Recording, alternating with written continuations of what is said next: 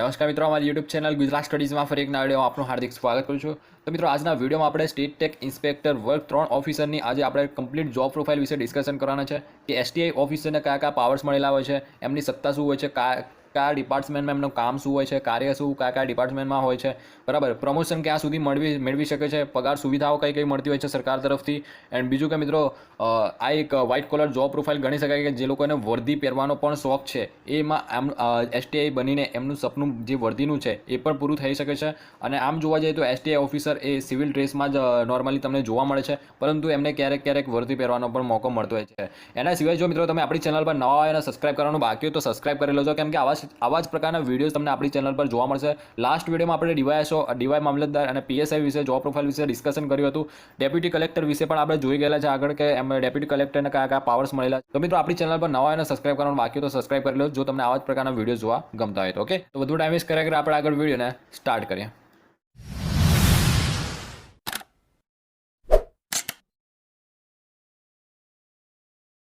તો મિત્રો, state tech inspector STI એટલે સ્ટેટ ટેક ઇન્સ્પેક્ટર, એમના નામ ઉપરથી તમે સમજી શકો છો કે એમનું કામ શું હોય છે, કયાના સંબંધિત કામ હોઈ શકે છે। તો પણ આજના વિડીયોમાં આપણે એકદમ ડિટેલમાં ડિસ્કશન કરીશું। એસટીઆઈ એટલે કે સ્ટેટ ટેક ઇન્સ્પેક્ટર રાજ્ય વેરા અધિકારી, જેમની મેઇન ઓફિસ તો આયકર વિભાગ એટલે કે ઇન્કમ ટેક્સ ડિપાર્ટમેન્ટ હોય છે એમાં જ હોય છે, અને પરંતુ એમાં પણ ઘણા બધા ડિવિઝનલ હોય છે અને એમાં પણ કામ બધાના અલગ અલગ હોય છે। એસટીઆઈનું કામ શું છે એ આજના વિડીયોમાં જોવાના છે। તો સૌથી પહેલાં તો આપણે કન્ટેન્ટ્સ વિશે જોઈ લઈએ કે આજના વિડીયોમાં આપણે શું ડિસ્કશન કરવાના છે। તો સૌથી પહેલાં તો આપણે જોબ પ્રોફાઇલ જોઈશું, પછી એમાં જોબ પ્રોફાઇલમાં આપણે રિક્રુટમેન્ટ રૂલ જોઈશું કે તમે કઈ રીતે તમે એસટીઆઈ ઓફિસર બની શકો છો। જીપીએસસી થ્રુ તો બની શકો છો, પરંતુ એના સિવાય પણ બીજા કયા ઓપ્શન હોઈ શકે છે આપણે એસટીઆઈ ઓફિસર બનવાના। પછી સેલેરી વિશે પણ જોઈશું, અધર બેનિફિટ્સ કયા કયા મળતા હોય છે તમે એક એઝ અ એસટીઆઈ તમે સિલેક્ટ થાવ છો પછી તમને કઈ બેનિફિટ્સ મળતી હોય છે, ગન મળતી હોય છે કે નહીં, યુનિફોર્મ્સ હોય છે, સરકારી ગાડી મળતી હોય છે, બંગલોઝ મળતું હોય છે, શું છે એ આપણે બેનિફિટ્સમાં જોઈશું। ડ્યુટીઝમાં જોઈશું, પ્રમોશન જોઈશું, પોસ્ટિંગ જોઈશું કે તમારું પ્રમોશન કયા સુધી થઈ શકે છે, પોસ્ટિંગ પણ જોઈશું કે કયા સુધી તમે પોસ્ટ મેળવી શકો છો એસટીઆઈ પછી। ઓકે, તો સ્ટાર્ટ કરીએ આપણે રિક્રુટમેન્ટ રૂલથી। તો એસટીઆઈ સ્ટેટ ટેક ઇન્સ્પેક્ટરની જે પોસ્ટ છે મિત્રો એ ગુડ્સ એન્ડ સર્વિસ ટેક્સના અંડરમાં આવતી હોય છે, એટલે કે જીએસટીના અંડરમાં આવતી હોય છે। એટલે કે એનું જે પણ કામ હોય છે જીએસટી સંબંધિત હોય છે, આયકર વિભાગ સંબંધિત હોય છે, રેવન્યુ સંબંધિત હોય છે, બરાબર। હવે મિત્રો, આમાં રિક્રુટમેન્ટ રૂલ્સની વાત કરું કે તમારું આમાં રિક્રુટમેન્ટ કઈ રીતે થઈ શકે છે। તો સૌથી પહેલાં તો તમારે જો તમે સિનિયર ક્લર્કની પોસ્ટ ઉપર હોય તો તમે 5 વર્ષનો એક્સપિરિયન્સ ધરાવતો હોય senior clerk, as a senior clerk, પછી તમે ડિપાર્ટમેન્ટલ એક્ઝામ આપીને પણ તમે એસટીઆઈની પોસ્ટ ઉપર રિક્રુટ થઈ શકો છો। હવે એવું જરૂરી નથી કે મિત્રો જો તમારા 5 વર્ષ થઈ ગયા તો પછી તમે કમ્પલસરી તમારી ડિપાર્ટમેન્ટલ એક્ઝામ આવે છે, એવું જરૂરી નથી। જે રીતે એસટીઆઈની જગ્યા ખાલી પડી હોય એ રીતે રિક્રુટમેન્ટ થતી હોય છે ડિપાર્ટમેન્ટમાં, બરાબર, અને એ પછી એક્ઝામનું આયોજન થતું હોય છે। પછી એક્ઝામ આપીને તમે સિનિયર ક્લર્ક પરથી એસટીઆઈ ઓફિસર બની શકો છો, બરાબર। એવું જરૂરી નથી કે તમારા 5 વર્ષ થઈ ગયા એટલે તમે ડિપાર્ટમેન્ટલ એક્ઝામ આપી ગમે ત્યારે અને એસટીઆઈ ઓફિસર બની શકો છો, બરાબર। એના સિવાય જો તમે ડાયરેક્ટ રિક્રુટ થવા માંગતા હોય તો એક જ ઓપ્શન છે, જીપીએસસી ક્લાસ 3ની જે એક્ઝામ આવે છે એસટીઆઈની, એના થ્રુ તમે ડાયરેક્ટ એસટીઆઈની પોસ્ટ ઉપર પણ રિક્રુટ થઈ શકો છો। તો આ બે ઓપ્શનથી તમે એસટીઆઈ ઓફિસર બની શકો છો। આ તો આપણે રિક્રુટમેન્ટ રૂલ્સની વાત કરી। હવે આપણે સેલેરી અને અધર બેનિફિટ્સની પણ વાત કરી લઈએ કે આના સિવાય તમને કયા સુવિધાઓ અને ફેસિલિટીઝ મળતી હોય છે। તો સેલેરીની વાત કરું, જો તમે જીપીએસસી એક્ઝામ પાસ કરીને તમે ડાયરેક્ટ રિક્રુટ થાવ છો તો સૌથી પહેલાં 5 વર્ષ સુધી તમને 38,090 તમારો ફિક્સ પગાર હોય છે, અને ત્યાર પછી તમારો સેલેરી જે 5 વર્ષ પછી છે એ 39,900 લેવલ 7ના આધારે તમને સેલેરી મળતી હોય છે, બરાબર। 5 વર્ષ પછી તમારી જે ફૂલ સેલેરી થઈ જતી હોય છે। એના સિવાય પછી સરકારી તમને એલાઉન્સીસ કયા મળતા હોય છે, બેનિફિટ્સ કયા મળતા હોય છે, ફેસિલિટીઝ કઈ મળતી હોય છે। તો હાઉસ એલાઉન્સ મળતું હોય છે, મેડિકલ એલાઉન્સ મળતું હોય છે, પછી એજ્યુકેશન એલાઉન્સ પણ મળતું હોય છે, ટ્રાવેલ એલાઉન્સ છે, ડેરનેસ એલાઉન્સ પણ મળતું હોય છે। એના સિવાય પણ ઘણા બધા એલાઉન્સીસ મળતા હોય છે, જે પણ સરકારી સુવિધાઓ મળતી હોય છે એ બધી સુવિધાઓ તમને મળતી હોય છે, બરાબર। એના સિવાય કઈ ફેસિલિટીઝ મળતી હોય છે, જો તમે ઘણા બધા લોકોના પ્રશ્ન હોય છે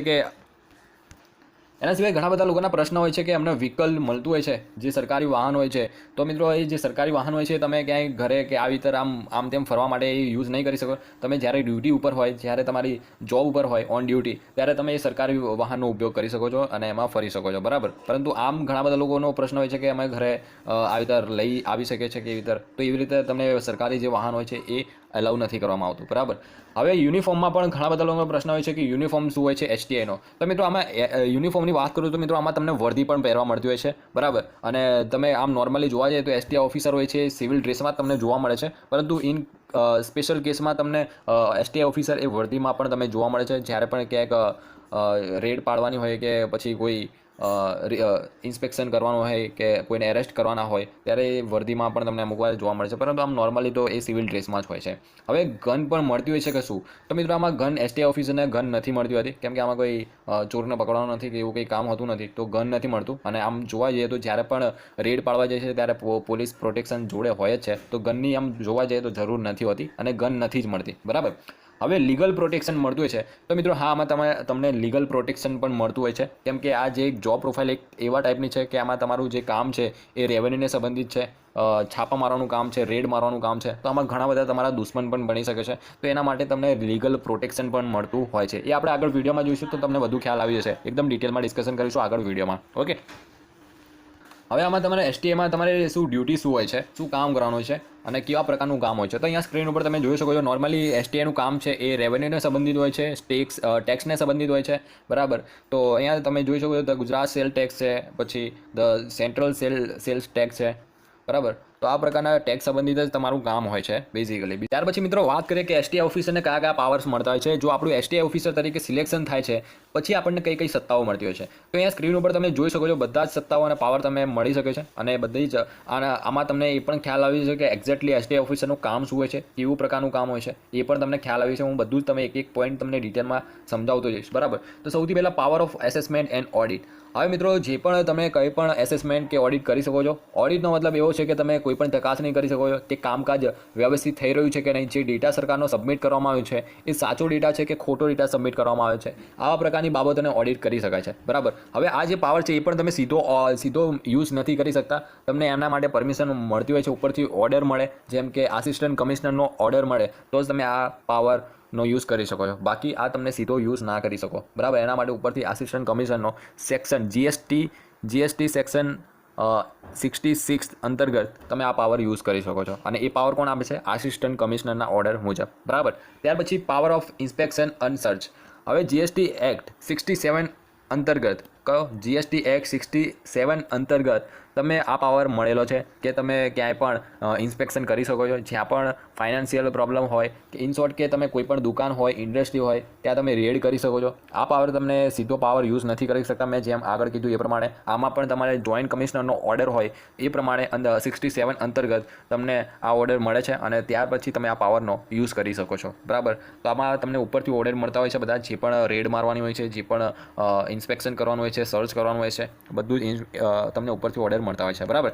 ત્યાર પછી વાત કરીએ કે પાવર ટુ ઇન્વેસ્ટિગેશન. તમને ઇન્વેસ્ટિગેશનનો પણ પાવર મળેલો છે અને અગેન મેં ઉપર આગળ કીધું એ પ્રમાણે કે તમને આમાં પણ જોઈન્ટ કમિશનરનો ઉપરથી ઓર્ડર હોય મળે પછી તમે ઇન્વેસ્ટિગેશન શરૂ કરી શકો છો. હવે તમને લોકોને પ્રશ્ન થતો હશે કે બધું ઉપરના અધિકારીઓ જે છે એમના ઓર્ડર મુજબ જ કામ કરવાનું હોય છે, તો હા મિત્રો, તમને જે કામ છે એ ઉપરના અધિકારી મુજબ જ તમારે રેડ કરવાની હોય છે, આવું ઇન્વેસ્ટિગેશન કરવાનું હોય છે, એ ઉપર અધિકારી કે એ મુજબ જ કામ કરવાનું રહેતું હોય છે, બરાબર.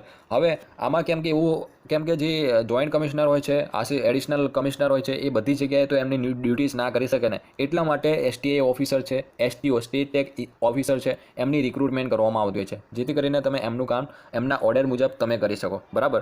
અને એ બધી સત્તાઓ એમના ઓર્ડર મુજબ તમને મળેલી છે, બરાબર. તમે પછી આગળ જોઈએ તો મિત્રો પાવર ટુ સીઝ. તમે ઘણું બધું સીઝ કરી શકો છો, જે પણ ટેક્સ ઇસ્યુમાં આવે છે બધું જ તમે સીઝ કરી શકો છો, જેમ કે તમે કોઈ ડોક્યુમેન્ટ છે, કોઈ પ્રોપર્ટી છે, કોઈ ઇન્સ્ટ્રુમેન્ટ છે વગેરે તમે સીઝ કરી શકો છો, એની પણ તમને પાવર્સ મળેલો છે, બરાબર. અને એ પણ તમે અગેન મેં કીધું એ પ્રમાણે કે જોઈન્ટ કમિશનરની આમાં પણ તમારે સીઝ કરવા માટે પણ તમને જોઈન્ટ કમિશનરનો ઓર્ડર હોય તો જ કરી શકો છો, બરાબર. Power to detain or arrest. તમે કોઈપણને ડિટેઇન કરી શકો છો, કોઈપણને અરેસ્ટ પણ કરી શકો છો. અરેસ્ટ એટલે કે તમે કોઈ પણ વ્યક્તિ હોય, કોઈ પણ વ્યક્તિ હોય કે કોઈ પણ વસ્તુ હોય એને ડિટેઇન કરી શકો છો, એરેસ્ટ કરી શકો છો. આ પણ પાવર ત્યાર પછી વાત કરીએ power to enforcement and recovery. જેમ કે ટેક્સ રિકવર કરવો, એટલે કે ટેક્સ રિકવરીની રિસ્પોન્સિબિલિટી જે પણ હોય છે એ બધી જ એસટીઆઈ ઓફિસરની હોય છે, કે જે પણ ટેક્સ હોય છે એને રિકવર કરવું એની જવાબદારી એક એસટીઆઈ ઓફિસર તરીકે હોય છે. એન્ડ આગળ જોઈએ તો મિત્રો 157 સેક્શન મેં આગળ કીધું એ પ્રમાણે કે તમને આમાં જે લીગલ પ્રોટેક્શન મળતું હોય છે એ સેક્શન 157 અંતર્ગત તમને લીગલ પ્રોટેક્શન પણ મળતું હોય છે, કેમ કે આમાં જે તમારી જોબ છે એક એવા પ્રકારની જોબ છે કે આમાં ટેક્સ સંબંધિત છે, રેવન્યુને સંબંધિત છે, તો ઘણા બધા લોકોના તમારે સાથે કોન્ટેક્ટમાં આવજો અને ઘણા બધા લોકો સાથે તમારી દુશ્મની પણ થઈ શકે છે, તો લોકો તમારી સામે એફઆઈઆર પણ નોંધાવી શકે. તો એટલા માટે તમને છે ને સેક્શન 157 અંતર્ગત તમને લીગલ પ્રોટેક્શન પણ આપવામાં આવેલું છે, બરાબર. એટલે ચિંતા કરવાની જરૂર નથી, બરાબર. નગર તમે જોયો છે કે કેમ કે એસટીઆઈ ઓફિસરનું જે કામ હોય છે રેડ મારવાનું છે ઉપરના અધિકારી મુજબ. એમને કોઈ પણ જગ્યાએ રેડ મારી શકે છે અને કોઈ પણને અરેસ્ટ કરી શકે છે, કોઈ પણ વ્યક્તિને અરેસ્ટ કરી શકે છે, કોઈ પણ વસ્તુ હોય કે કંઈ પણ હોય એને ડિટેન કરી શકે છે, સીલ મારી શકે છે કોઈ પણ જગ્યાએ પર, બરાબર. હવે ઓર્ગેનાઇઝેશન સ્ટ્રક્ચર કયા પ્રકારનું હોય છે, આ જે તમારી એસટીઆઈની તમારી પોઝિશન ક્યાં હોય છે, તમારી ઉપરના કયા કયા અધિકારી હોય છે એના વિશે અને કઈ હેડ ઓફિસ આવેલી છે, એ બધું જ અહીંયા ઓર્ગેનાઇઝેશન સ્ટ્રક્ચરમાં જોઈશું. The commissionerate of goods and service tax has it headquarter at Ahmedabad. એટલે કે જે આનું જે ચીફ કમિશનર છે એ સૌથી ટોપ લેવલની જે પોસ્ટ છે આમાં, એ સૌથી ટોપ લેવલની પોસ્ટ એ છે ચીફ કમિશનરની, અને જેની હેડ ઓફિસ એકમાત્ર ગુજરાતમાં અમદાવાદમાં આવેલી છે. ક્યાં આવેલી છે? અમદાવાદમાં આવેલી છે. આગળ જોઈશું એમ તો તમે પ્રમોશન વિશે હું તમને આગળ પણ બતાવીશ કે કયા તમે ક્યાં સુધી પહોંચી શકો છો, બરાબર. તો the commissionerate is further organise in divisional. એટલે કે જે તમારી ઓફિસ છે, જે મેઇન ઓફિસ છે એને પણ ડિવિઝનમાં ડિવાઈડ કરવામાં આવેલું છે. ટોટલ 11 ડિવિઝનલ પાડવામાં આવેલા છે. એનો જે હેડ હોય છે એ કોણ હોય છે? જોઈન્ટ કમિશનર હોય છે. એટલે કે ચીફ કમિશનરના અંડરમાં જોઈન્ટ કમિશનર હોય છે, બરાબર. હવે જે ડિવિઝનલ પાડેલા હોય છે 11 ડિવિઝનલ, એના પણ છે ને રેન્જ ઓફિસમાં ડિવાઈડ કરેલા હોય છે. તો કેવી ટોટલ 25 રેન્જ ઓફિસ બનાવેલી છે અને એનો હેડ હોય છે ડેપ્યુટી કમિશનર, બરાબર. એટલે કે જોઈન્ટ કમિશનરના અંડરમાં હોય છે ડેપ્યુટી કમિશનર. હવે જે રેન્જ ઓફિસ છે એના પણ ડિવાઈડ કરેલી છે, રેન્જ ઓફિસની પણ ડિવાઈડ કરેલી છે યુનિટ ઓફિસમાં. તો ટોટલ 103 યુનિટ ઓફિસ કરેલી છે અને એનો હેડ હોય છે આસિસ્ટન્ટ કમિશનર, બરાબર. કોણ હોય છે? Assistant commissioner. અને આસિસ્ટન્ટ કમિશનર કોના અંડરમાં હોય છે? તો ડીવાય કમિશનરના અંડરમાં હોય છે, બરાબર. આ તો સ્ટ્રક્ચરની વાત કરી કે કયા કયા ડિવિઝનલ હોય છે, કયા કયા ડિપાર્ટમેન્ટ હોય છે અને એનો હેડ કોણ હોય છે, એની આપણે ઓર્ગેનાઇઝેશન સ્ટ્રક્ચરમાં જોયું. હવે પ્રમોશન વિશે જોઈ લઈએ કે તમારું પ્રમોશન કેવી રીતે અને કઈ પોસ્ટ સુધી થઈ શકે. હવે મિત્રો સ્ટેટ ટેક્સ ઇન્સ્પેક્ટર અહીંયા છે, બરાબર. વર્ગ 3ની પોસ્ટ પર છે, બરાબર. ડાયરેક્ટ રિક્રુટમેન્ટ થ્રુની વાત કરું છું, ઓકે. હવે એનું પ્રમોશન જે થશે એ ક્યાં થશે? State tax. ત્યાર પછી મિત્રો પ્રમોશનની વાત કરી લઈએ કે આમાં પ્રમોશન કઈ રીતનું થતું હશે તમારું અને કઈ પોસ્ટ સુધી તમે પ્રમોટ થઈ શકો છો ફ્યુચરમાં, બરાબર. તો અહીંયા તમે સ્ટેટ ટેક્સ ઇન્સ્પેક્ટરની પોસ્ટ ઉપર રિક્રુટ થયા છો, ભરતી થયા છો, બરાબર. પછી તમારું પ્રમોશન જે ક્યાં સુધી થશે, તો ત્યાર પછીનું નેક્સ્ટ પ્રમોશન થશે એ તમારું state tax inspector class 2 officer તરીકે થઈ શકે છે. અને એમાં કેટલો સમય લાગે છે? 5 થી 7 વર્ષ જેટલો સમય લાગતો હોય છે. કેટલો? 5 થી 7 વર્ષ જેટલો એસટીઆઈ એટલે કે સ્ટેટ ટેક્સ ઓફિસર બનવા માટે, ક્લાસ 2 ઓફિસર બનવા માટે 5 થી 7 વર્ષ જેટલો સમય થતો હોય છે, બરાબર. હવે એના પછી સ્ટેટ ટેક્સ ઇન્સ્પેક્ટરનું ક્લાસ 2માંથી આસિસ્ટન્ટ કમિશનર ઉપર પ્રમોશન થતું હોય છે. ક્યાં? Assistant commissioner. ત્યાર પછી જે થતું હોય છે સ્ટેટ ટેક્સ ઇન્સ્પેક્ટરનું આસિસ્ટન્ટ કમિશનરનું ડેપ્યુટી કમિશનરમાં પ્રમોશન થતું હોય છે, બરાબર.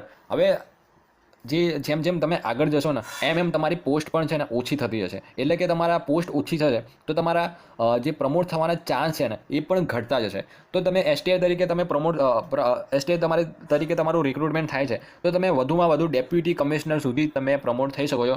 એની આગળ પછી તમારા ચાન્સીસ 99.99% તમારા ચાન્સ ઓછા થઈ જાય છે કે એની આગળ તમે જોઈન્ટ કમિશનર સુધી તમે જઈ શકો, બરાબર. કેમ કે જેમ જેમ આગળ જશો એમ તમારી પોસ્ટ આગળ ઓછી થતી જશે. અહીંયા આપણે એકદમ ડિટેલમાં જોઈશું એટલે તમને વધુ ખ્યાલ આવી જશે. તો બરાબર, અત્યારે જે હું કહું છું એ તમને આગળ જઈને તમારો કોન્સેપ્ટ ક્લિયર થઈ જશે, બરાબર. તો વધુમાં વધુ તમે ડેપ્યુટી કમિશનર સુધી તમે પ્રમોટ થઈ શકો છો. અને જે ડેપ્યુટી કમિશનર હોય છે ક્યાંનો હેડ હોય છે?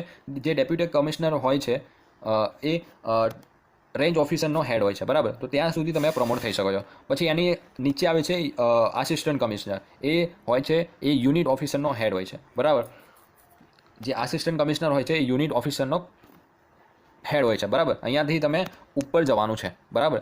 અને સૌથી હાઈએસ્ટ ટોપ લેવલની પોસ્ટ છે એ ચીફ કમિશનરની પોસ્ટ છે, બરાબર. એ પણ જોઈશું કે એમાં ચીફ ઓફિસરની પોસ્ટ પર કોણ કોણ જઈ શકે છે, બરાબર. તો તમે ફાઇનલ અહીંયા સુધી તો તમે તમારું રિટાયરમેન્ટ થતાં તમે અહીંયા ડેપ્યુટી કમિશનર તો બની જ જશો, બરાબર. અને એમાં પણ ચાન્સ ઘણા ઓછા છે કે તમે ડેપ્યુટી કમિશનર બની શકો છો જો વચ્ચે કદાચ તમે ડિપાર્ટમેન્ટલ એક્ઝામ ક્રેક કરી શકો છો અથવા તો તમારો કોઈ મંત્રી સાથે તમારો સીધો કોન્ટેક્ટ હોય, સારો કોન્ટેક્ટ હોય તો તમે આઉટ ઓફ 10 પ્રમોશન મેળવીને તમે ડેપ્યુટી કમિશનર અથવા તો જોઈન્ટ કમિશનર પણ બની શકો છો, બરાબર. પરંતુ તમારો કોઈ ઓળખાણ મજબૂત જોરદાર સારી ઓળખાણ હોવી જોઈએ તો પોસિબલ છે. બાકી તો તમે જે પ્રમોશન લેતા પ્રમોશન આવો તેમાં તમારા ચાન્સીસ ઘણા ઓછા છે. ડેપ્યુટી કમિશનર અથવા તો આસિસ્ટન્ટ કમિશનરથી તમારું પ્રમોશન એન્ડ આવી જશે, એટલે કે તમારો અંત આવી જશે તમે રિટાયર થઈ જશો, બરાબર.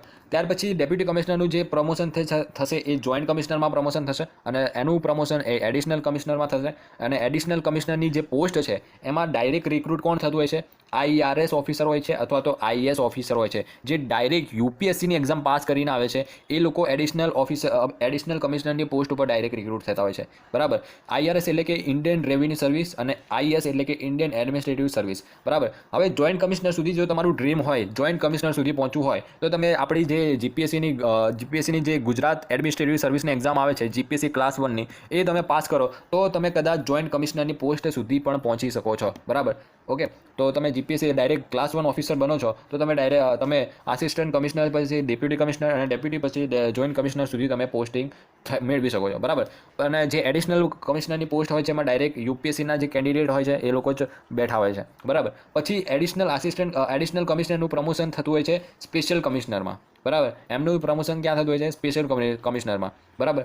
અને સ્પેશિયલ કમિશનરમાંથી પ્રમોશન થતું હોય છે ચીફ કમિશનરમાં. એટલે કે જે યુપીએસસી એક્ઝામ પાસ કરીને એડિશનલ કમિશનર બને છે એ તો 100% કે એ ચીફ કમિશનર તો બનવાના ચાન્સ ઘણા છે, બરાબર. એટલે કે એ લોકો તો ટોપ પોસ્ટ સુધી તો જવાના છે. એમાં પણ ખાલી IAS ઓફિસર જ જઈ શકે છે. ઇન્ડિયન રેવન્યુ સર્વિસ ઓફિસર હોય છે એ નથી પહોંચી શકતો. એ સ્પેશિયલ કમિશનર સુધી રિક્રુટ થઈ શકે છે, બરાબર, પોસ્ટિંગ મેળવી શકે છે. હવે અહીંયા તમને વધુ અહીંયાથી સમજાવીશ એટલે તમને વધુ ખ્યાલ આવી જશે કે કેમ આપણે ચીફ કમિશનરની પોસ્ટ સુધી ના પહોંચી શકાય અથવા તો આપણે કેમ ડેપ્યુટી કમિશનર અથવા તો જોઈન્ટ કમિશનરની પોસ્ટ સુધી ના પહોંચી શકાય. તો મિત્રો અહીંયા જે અત્યારે ટોટલ ઓલ ઓવર ગુજરાતની વાત કરું તો ઓલ ઓવર ગુજરાતમાં અત્યારે કેટલા STA ઓફિસર હશે? 1540 ઓફિસર હશે. આ ખાલી એક તમને સમજાવવા માટે આંકડો લીધો છે, બાકી આવો ફિક્સ આંકડો આટલો જ છે એવું મને ક્યાંય ખ્યાલ નથી, બરાબર. આ તમને સમજાવવા માટે કે તમે કેમ ના પહોંચી શકો, બરાબર. તો માની લો કે આખા ગુજરાતમાં અત્યારે 1540 STI ઓફિસર છે, બરાબર. તો એની જગ્યાએ STO કેટલા હશે? 517 જ. એના સીધા અડધાના પણ અડધા થઈ ગયા, 517 જ જણા હશે STO એટલે કે ક્લાસ 2 ઓફિસર. હવે એમાં પણ જે આસિસ્ટન્ટ કમિશનર હોય છે, આસિસ્ટન્ટ કમિશનર, એમાં પણ એના અડધા થઈ જશે 340. એટલે કે તમે જેમ આગળની ઊંચી પોસ્ટ ઉપર સુધી જશો એમ તમારી જે પોસ્ટ છે એ ઘટતી જાય છે, બરાબર. એટલે કે ઘણા બધા ઓછા લોકોના ચાન્સ છે કે જે લોકો આવી ઊંચી પોસ્ટ સુધી પહોંચતા હોય છે, બરાબર. હવે અહીંયા આસિસ્ટન્ટ કમિશનર લખેલું છે. આસિસ્ટન્ટ કમિશનર એ 3 પોસ્ટ, મતલબ એમની જગ્યા જોઈ શકો છો કે આટલે આવતા કેટલી ઓછી પોસ્ટ થઈ જતી હોય છે. તો એમાં પણ કેવું હોય છે કે એમાં 3 પોસ્ટ જ હોય છે અને એમાં પણ 2 પોસ્ટ હોય છે એ જીપીએસસી જે ગુજરાત એડમિનિસ્ટ્રેટિવ એક્ઝામ પાસ કરીને આવેલા હોય એ લોકો પહોંચી શકે છે. અને એક જે પોસ્ટ હોય છે એ IAS ઓફિસર હોય છે જેમની ડાયરેક્ટ રિક્રુટમેન્ટ થતી હોય છે, એ લોકો પહોંચી શકતા હોય છે. એડિશનલ કમિશનરની પોસ્ટ છે, બરાબર. એ લોકો એક તો ગુજરાત એડમિનિસ્ટ્રેટિવ જે ક્લાસ 1ની પોસ્ટ પાસ કરી ડાયરેક્ટ રિક્રુટ મેળવે છે એ લોકો અહીંયાથી પ્રમોશન લેતા અહીંયા સુધી આવી શકે છે. અને એક જે બીજો હોય છે IAS ઓફિસર, એ ડાયરેક્ટ રિક્રુટમેન્ટ લઈને આવતો હોય છે, બરાબર. એટલે કે એમની ડાયરેક્ટ પોસ્ટિંગ એડિશનલ કમિશનરમાં થતી હોય છે. ત્યાર પછી વાત કરીએ સ્પેશિયલ કમિશનર.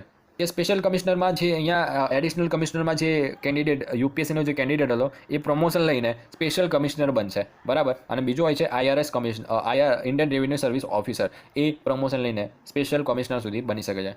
પછી સ્પેશિયલ કમિશનર પછીની જે પોસ્ટ છે એ ચીફ કમિશનરની પોસ્ટ છે. એમાં માત્ર IAS ઓફિસર જ જે બેઠો હોય છે. એ કોણ હોય છે? ચીફ કમિશનર હોય છે, એ IAS ઓફિસર જ હોય છે, બરાબર. તો તમે અહીંયાથી એક અંદાજો લગાવી શકો છો કે IAS ઓફિસરને કઈ પોસ્ટ સુધી પહોંચી શકે છે, બરાબર. અને યુપીએસસી એક્ઝામ પાસ કરીને પછી શું લાઈફ હોઈ શકે છે, શું આપણી સોશિયલ રિસ્પેક્ટ ને ઘણું કેટલું બધું હોય છે. તમે અહીંયાથી વિચારી શકો છો કે જ્યાં પણ જાઓ, જ્યાં પણ ડિપાર્ટમેન્ટ હોય, એનો જે સૌથી હેડ હોય, જે ટોપ લેવલની જે પોસ્ટ હોય, એમાં ફક્ત અને ફક્ત IAS ઓફિસર જ બેઠો હોય છે. એટલે જે પણ લોકોનું ડ્રીમ જોબ છે IAS ઓફિસર અથવા તો UPSC, એ લોકોને ક્રેક કરી લીધું તો ભાઈ જલસા છે, લાઈફ સેટ છે.